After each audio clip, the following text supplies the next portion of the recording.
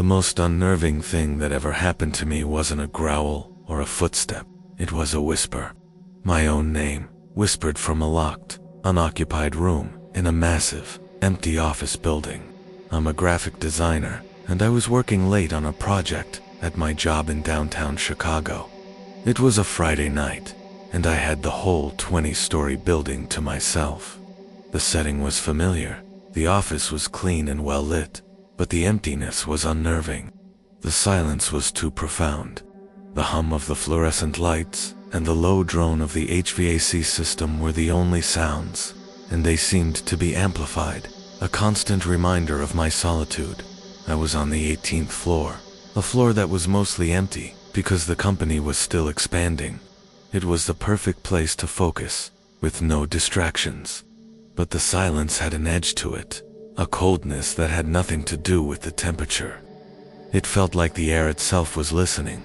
I was hunched over my monitor, headphones on, when I first heard it.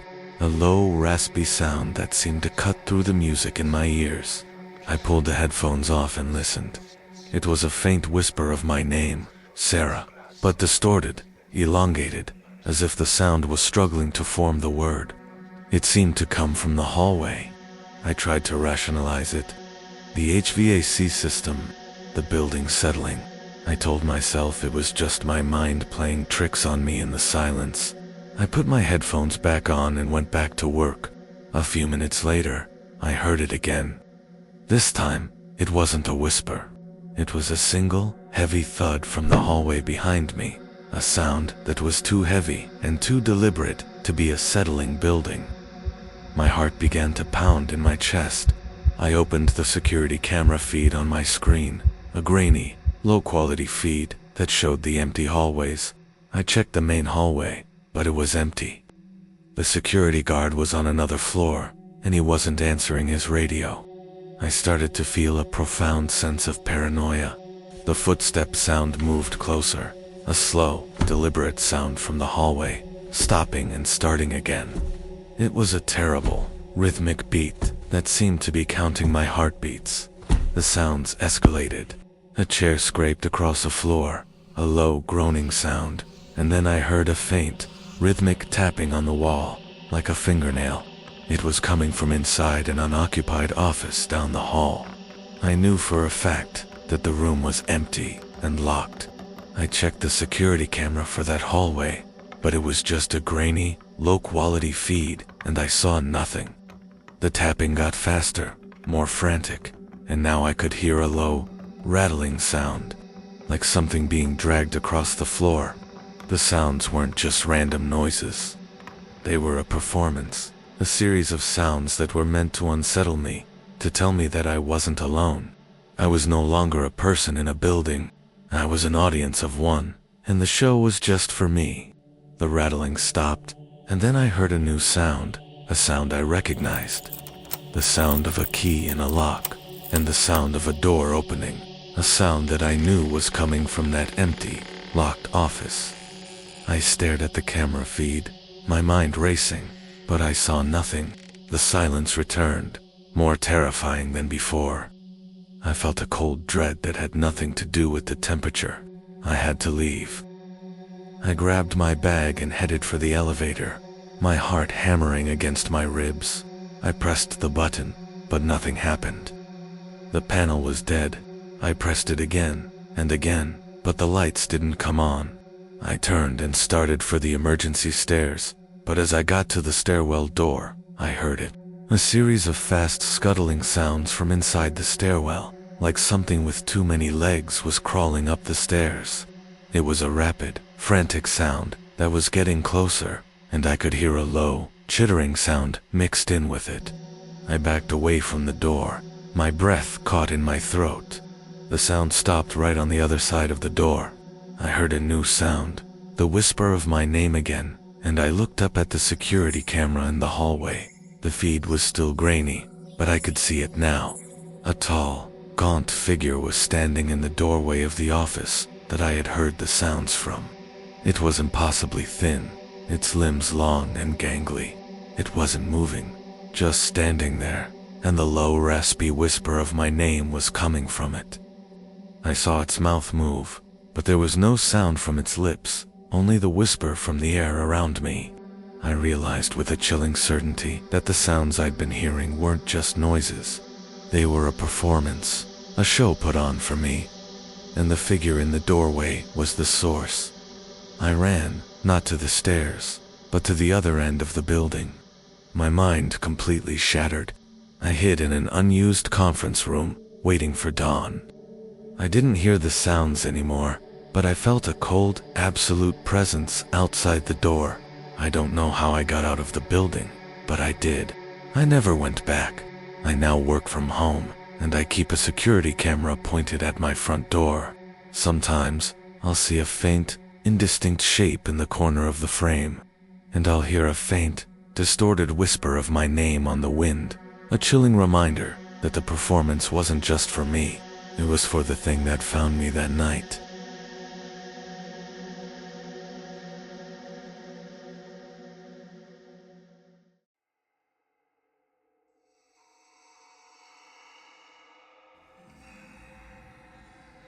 The most terrifying thing that ever happened to me was because of a book I found where it didn't belong.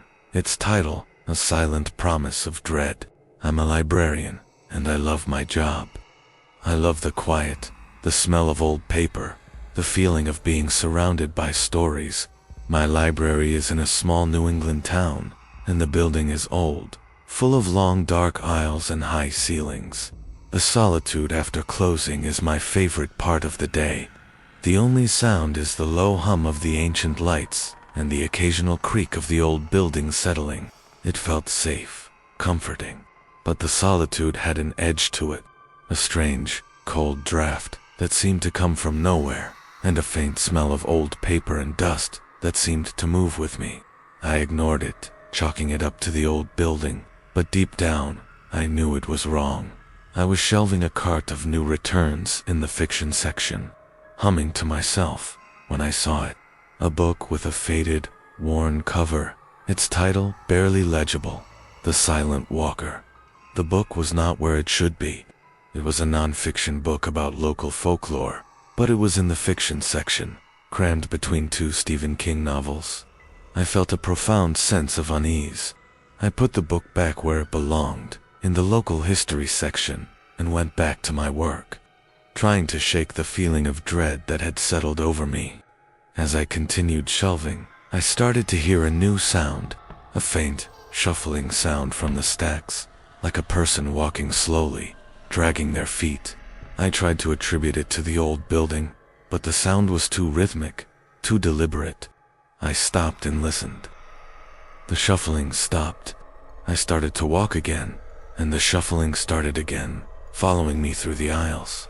I got a strange feeling that the sound was coming from a specific aisle, an aisle I had just passed. I looked and saw nothing. The silence returned, more terrifying than before. I decided to leave. My work could wait until morning. I had just turned a corner, making my way to the front desk, when I saw it. The book, The Silent Walker. It was no longer on the shelf. It was on a cart a few feet away, the one I had left behind, and it was open. I walked over to it, a profound sense of dread in the pit of my stomach. The page was blank, but in the margin, there was a single, handwritten note in faded ink. He's watching you. I dropped the cart and ran. I ran for the main staircase, my heart hammering against my ribs, a terrible feeling of being hunted washing over me. I ran up the stairs, but the humming was louder now, and it was coming from all around me. It was a low, guttural humming that seemed to be coming from the shelves themselves, a sound that seemed to vibrate through the entire building. I got to the top of the stairs, and I saw it. A tall, gaunt figure was standing in the center of the main reading room, its back to me. It wasn't a person, and it wasn't an animal. It was impossibly thin, its limbs long and gangly. It wasn't moving, just standing there, and the low, guttural humming was coming from it. It was holding a book, and it was slowly turning the pages. The pages were turning faster and faster, and the humming was getting louder. I watched in horror as the pages of the book started to turn into a swirling vortex of paper, a vortex that was getting bigger and bigger, and the figure was stepping into it. I didn't wait to see what happened next. I ran, not to the front door, but to the back stairs, my mind completely shattered. I hid in a supply closet, waiting for dawn. I didn't hear the humming anymore, but I felt a cold, absolute presence outside the door. I don't know how I got out of the library, but I did. I never went back. I am now terrified of libraries and old books. The smell of old paper makes me sick, and sometimes, I'll swear I can still hear a faint, shuffling sound behind me. A chilling reminder that the silent walker wasn't just a story, and it's still looking for me.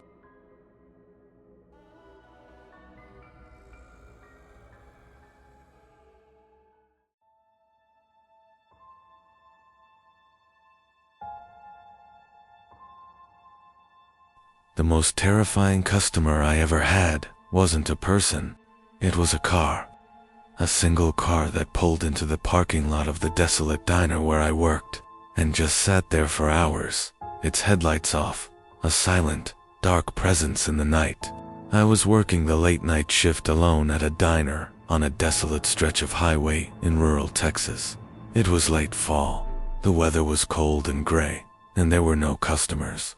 I was new to the job in the area, a city boy looking for a quieter life. But the isolation was a stark contrast to my old life. The diner was a small, dusty place with a long counter and a few empty booths.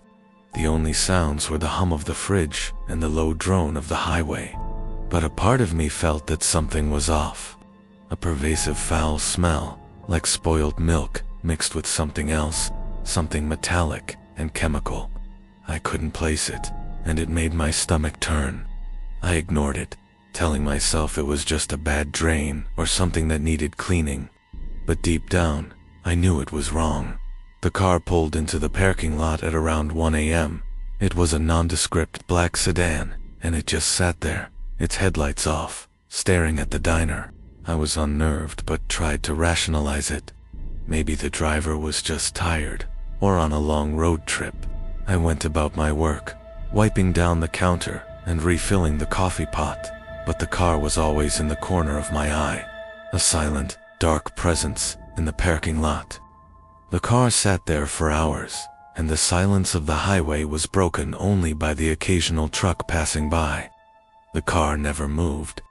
I started to feel a profound sense of paranoia. The tapping started. It was a faint, rhythmic tapping from the kitchen, a sound that was too deliberate to be a loose pipe. It was a slow, methodical sound, and it was getting louder. I checked the kitchen, but everything was normal. I heard a new sound, a faint rhythmic scratching from the other side of the diner, near the empty booths. I looked, but saw nothing. The car was still there, a silent, dark presence in the parking lot. The sounds escalated. The tapping from the kitchen got faster and more frantic, and now I could hear a low, guttural humming mixed in with it. The humming seemed to be coming from the booths, and it was a sound that seemed to vibrate through the entire diner. A low, ominous groan that seemed to be growing in intensity. I was gripped with a terrible sense of paranoia, a feeling that I was no longer alone, and the car in the parking lot was the audience. A silent, watchful eye that was waiting for something to happen. The tapping and the humming stopped, and the silence that followed was more terrifying than the sounds themselves. I felt a cold dread that had nothing to do with the temperature. I had to get out of there. I grabbed my keys and my phone and headed for the front door, my heart hammering against my ribs. I looked out the window, and the car was gone. I felt a wave of relief, but it was cut short by a new sound.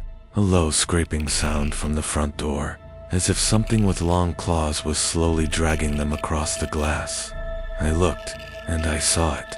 A long, skeletal hand was on the outside of the glass, its fingers impossibly long and thin. The hand was moving slowly, rhythmically, making the scratching sound I had heard earlier. I saw the hand move up the glass, and I saw a second hand, and a third, all moving on the glass, all making the same rhythmic scratching sound. I looked out to the parking lot, and I saw it. The tall, gaunt figure from the car was standing outside the diner. Its body impossibly thin and tall, its limbs long and gangly. It had no discernible face, but it was standing there, its hands on the glass, making the scratching sound. The scratching stopped, and it just stood there, silent, watching me. I ran, not to my car, but to the back of the diner, my mind completely shattered. I hid in the walk-in freezer, waiting for dawn. I didn't hear the scratching anymore, but I felt a cold, absolute presence outside the door. I don't know how I got out of the diner, but I did. I never went back. I now work from home, and I am terrified of long stretches of highway and desolate places. The smell of spoiled milk makes me sick, and sometimes, I'll swear I can still hear a faint, rhythmic scratching sound from my window. A chilling reminder that the customer I was waiting for didn't want to eat. They just wanted to watch, and now they know where to find me.